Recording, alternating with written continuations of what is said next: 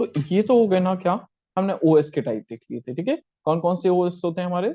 Server OS, server OS को और क्या बोलते हैं? एनओएस। क्यों बोलते हैं नेटवर्क ऑपरेटिंग सिस्टम? क्योंकि वो अपनी सर्विस जो क्लाइंट को प्रोवाइड करता है वो नेटवर्क में ही करता है। अकेले कैसे करेगा? किसी के साथ कनेक्ट तो भी होना पड़ेगा ना, जिसको सर्विस देना है आपको। ठीक है, एग्जाम्पल अगर देखें तो माइक्रोसॉफ्ट के केस में, अगर आप लिनक्स के केस में देख रहे हो ना, तो कौन कौन से होते हैं? RHEL सर्वर, सेंटोस जो आपने किया, सेंटोस 7, 8, ये सब। विंडोज के केस में अगर आप देखें सर्वर ओएस, तो कई सारे होते हैं, लिस्ट लिखा ही हुआ है।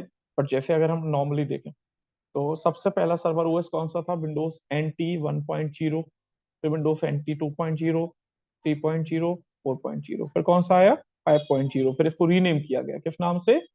विंडोज 2000। इसका नाम रख दिया गया बाद में विंडोज 2000।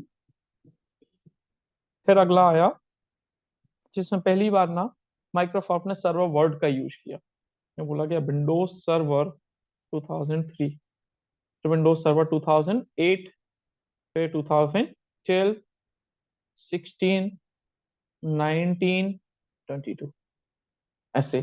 ठीक है, सर्वर 12 से लेके 22 तक चलाने का तरीका एक जैसा होता है, स्टेप बाय स्टेप सेम होते हैं। ठीक है, 8 तक थोड़ा सा डिफरेंट था। 8 तक टफ भी था, अब उतना टफ नहीं है, थोड़ा सा इजी है आपको करने के लिए। ओके, तो ये तो हो गए ओएस। अब विंडोज 10 जो चलाते हो, विंडोज 11 चलाते हो, वो कौन से ओएस हैं आप लोगों के? क्लाइंट ओएस होते हैं। दो टाइप की नेटवर्क इन्वायरमेंट होता है। इसी को क्या बोलते हैं? दो टाइप की क्या होती है? टोपोलॉजी। कौन सी topology? Logical, not physical. Physical का तो मतलब वो बस रिंग स्टार टोपोलॉजी जो होती है वो है। लॉजिकल टोपोलॉजी दो टाइप की होती है, या नेटवर्क एनवायरनमेंट दो टाइप का होता है, जो ये बताता है कि एक नेटवर्क में जुड़े हुए डिवाइस आपस में कैसा कम्युनिकेशन बिहेवियर रखेंगे, या एक डिवाइस दूसरी डिवाइस को कंट्रोल करेगा, या सारी डिवाइस इंडिपेंडेंट रहेंगी। वो इसको देख के आपको समझ आएगा। पहला तो होता है that work group. Work group. दूसरा नेटवर्क एनवायरनमेंट कौन सा होता है? डोमेन। वर्क ग्रुप होता है और डोमेन होता है। वर्क ग्रुप क्या होता है? एक नेटवर्क में सारे अगर सिस्टम स्टैंड अलोन है, मतलब इंडिपेंडेंट सिस्टम है। देखो, क्लाइंट सर्वर अलग चीज है। क्लाइंट सर्विस लेता है, सर्वर सर्विस देता है, बस इतना है उसके बीच में। बट सर्वर दूसरों को कंट्रोल करता है, ये कहीं नहीं लिखा हुआ है। सर्वर सर्विस देता है ना, बट वो अपनी सर्विस को फोर्सफुली नहीं देता है। आपको लेना हो तो लीजिए, नहीं लेना हो तो मत लीजिए वाला सिस्टम होता है।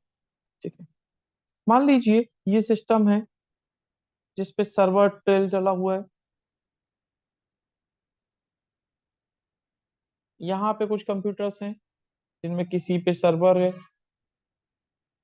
किसी पे क्लाइंट है, किसी पे कोई भी ओएस। ठीक है, वर्क ग्रुप में क्या होता है? सारे सिस्टम कैसे फील करते हैं खुद को? इंडिपेंडेंट। मतलब अगर मैं सोचूं कि ये कंप्यूटर से बैठे बैठे इन सब की कंट्रोलिंग करना चालू कर दूं, इन सबको कंट्रोल कर, it is not possible in the work group environment. Every system is act like a stand alone server and client. हर सिस्टम अपने आप में स्टैंड अलोन होता है या independent. One system can not control to other, that's why the centralize management is not possible. एक single point से बैठ के आप सबको मैनेज नहीं कर सकते हो। तो it is just a SOHO model, small office home office model, है ना। छोटे नेटवर्क, दो चार दस कंप्यूटर के नेटवर्क होते हैं, घर के नेटवर्क होते हैं, उनके लिए इसका यूज करते हैं। But it not enterprises model. क्यों नहीं है? बिकॉज आपकी कंपनी के यूजर बहुत सारे होंगे, दूसरी चीज अलग अलग लोकेशन पे होंगे, तो आप सबको फोन करके थोड़ी ना कंट्रोल करोगे। आप चाहोगे कि भाई मैं यहाँ से क्लिक करूं और वहां ये चीजें हो जाएं। मैं एक पॉलिसी लगा दूं कि ये वाले सिस्टम पे IP ऑटोमेटिकली नहीं डलनी चाहिए, मतलब वो कितनी बार भी कोशिश करे तो भी नहीं कर पाएगा ये चीज। मैं चाहता हूँ कि ये लोग अपने डेस्कटॉप के वॉलपेपर चेंज ना कर पाए, तो नहीं कर पाना चाहिए। तो इंटरप्राइजेस मॉडल इसी टाइप के होते हैं। बट ये वर्क ग्रुप में पॉसिबल है क्या? नहीं। दूसरी चीज, वर्क ग्रुप मॉडल में जो नेम होते हैं वो FQDN टाइप के नहीं होते हैं। कैसा होता है? Flat name structure. और बाय डिफॉल्ट किसी वर्क ग्रुप एनवायरनमेंट में हर एक कंप्यूटर का नाम क्या होता है? वर्क ग्रुप ही होता है उसका नाम भी। देखो कैसे पता चलता है कि सिस्टम वर्क ग्रुप एनवायरनमेंट में है या डोमेन एनवायरनमेंट में है आपका।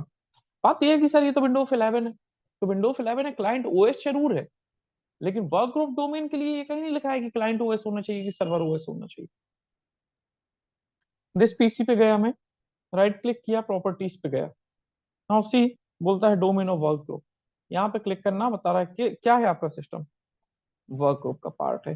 मतलब क्या इस सिस्टम को अभी कोई दूसरा सिस्टम कंट्रोल कर सकता है? नो, ये किसी बाउंड्री के अंदर काम नहीं कर रहा है, इंडिपेंडेंट स्टैंड अलोन सिस्टम है। आप दुनिया का कोई भी सिस्टम खरीद लीजिए, कितना भी costly, by default it will the part of your work group environment, वो वर्क ग्रुप का ही पार्ट होता है। मतलब अगर हमको सेंट्रलाइज कंट्रोलिंग के अंदर लाना है तो हमको एफोर्ड करना पड़ेगा, हमको इसको कन्वर्ट करना पड़ेगा। क्लियर? तो वर्क ग्रुप क्लियर हुआ कि नहीं हुआ मुझे ये बताओ। आगे समझ में, डिफॉल्ट नेटवर्क मॉडल कहलाता है, one system can not control to other system. Second, second is your domain. Domain, domain को कैसे डिफाइन करते हैं? Domain is a logical security boundary where all the systems works under a system that is called DC और domain controller. Okay, centralize management के लिए इसका use किया जाता है, तो एक सिंगल पॉइंट से आप बैठ के सबको कंट्रोल कर पाओगे in the domain environment. It is the enterprise model. सारी कंपनी इसी मॉडल को फॉलो करती हैं। जो कंपनी अपने क्लाइंट को लैपटॉप देके भेजती है ना कि आपका लैपटॉप है आप इस पे काम करो, वो लैपटॉप को किसके अंडर में डालती हैं? डीसी के। मतलब एनवायरनमेंट क्या बना देती है? उसका डोमेन, जहां पे एक जगह से बैठे बैठे कंट्रोलिंग हो सके। ठीक है, अब मान लीजिए आपका नेटवर्क है, जरूरी नहीं है सारे कंप्यूटर यहीं हो, कोई यूके में भी हो सकता है, कोई कहीं भी, कनेक्टेड होने चाहिए आपस में। ये सिस्टम है,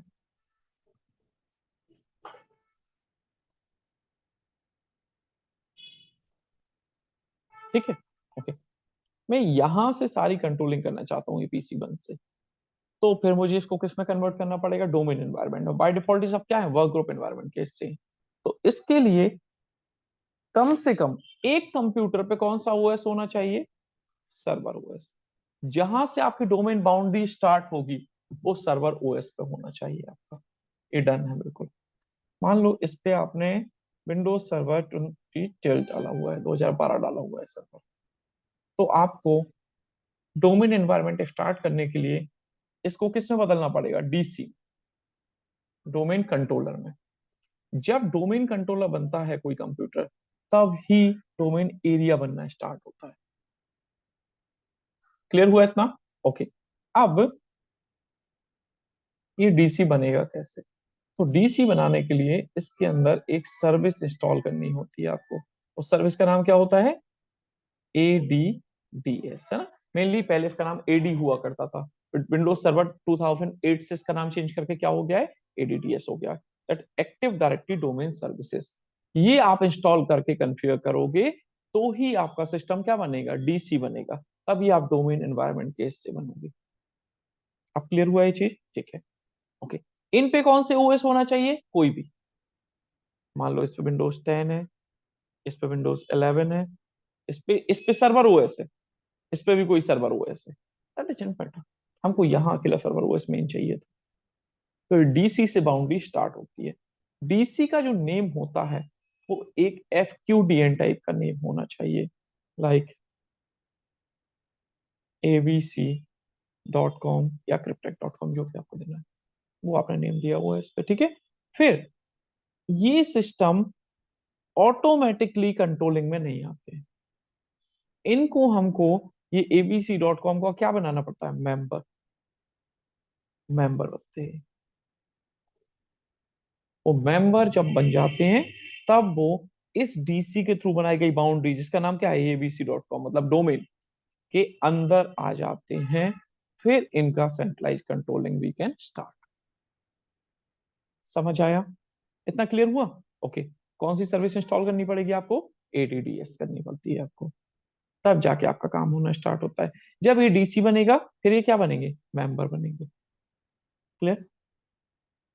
कल यही पढ़ा था आपने कि बनाने की कंडीशन क्या क्या होती है, कि आपको क्या क्या चीजें चाहिए उसके लिए। रोल ऑफ फीचर्स क्लियर हुए थे। अब सर्वर ओएस जो होता है, अपने रोल फीचर के लिए क्या देखा था? एक सर्वर ओएस दो हिस्सों में बटा होता है।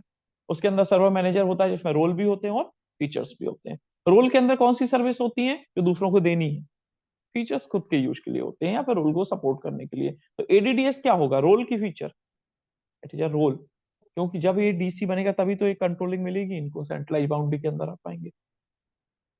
पॉइंट क्लियर हुआ? ओके।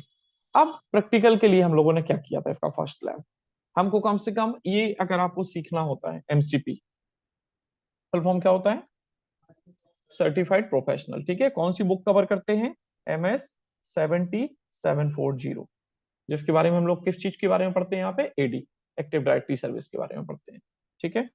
अब आपको प्रैक्टिकल करने का मतलब दो कंप्यूटर तो चाहिए भाई, एक को डीसी बनाओगे दूसरे को मेंबर बनाओगे, तभी तो कंट्रोलिंग स्टार्ट करोगे आप। तो हम लोगों को प्रैक्टिकल कैसे करना है, ये आपका लैपटॉप है आपने एक लिया, उसमें आपने क्या इंस्टॉल किया, VMware। VMware के अंदर हमने दो वर्चुअल मशीन बना, दोनों में क्या इंस्टॉल करेंगे हम लोग, विंडोज सर्वर 2012 या 16 19 जो भी आपको बनना, ठीक है। फिर इन दोनों को आपस में आईपी डाल के कम्युनिकेट कराना है, ठीक है। फिर जाके डीसी की प्रोसेस स्टार्ट होती है। पॉइंट क्लियर हुआ? ओके। तो हम लोग देखते हैं कि पहले तो VMware पे इंस्टॉलेशन कैसे करना है आपको। अब VMware पे इंस्टॉलेशन के लिए ना guys, आपको क्या चाहिए, पहले तो सर्वर की इमेज चाहिए। VM तो इंस्टॉल होना ही चाहिए आपके पास में, सर्वर का इमेज चाहिए। तो हम देखते हैं क्या हमारे पास यहाँ पे सर्वर का इमेज है, नहीं है, जहां तक नहीं होगा इसमें मेरे पास में सर्वर का इमेज, ठीक है। तो पहले तो हमको सर्वर का इमेज यहाँ पे कॉपी करना पड़ेगा। तो पीसी में तो ऑलरेडी है ना, पीसी में है इमेज। तो एक काम करते हैं, ओके, मैं एक एक्सटर्नल हार्ड डिस्क लगाता हूँ, उसमें है मेरे पास में।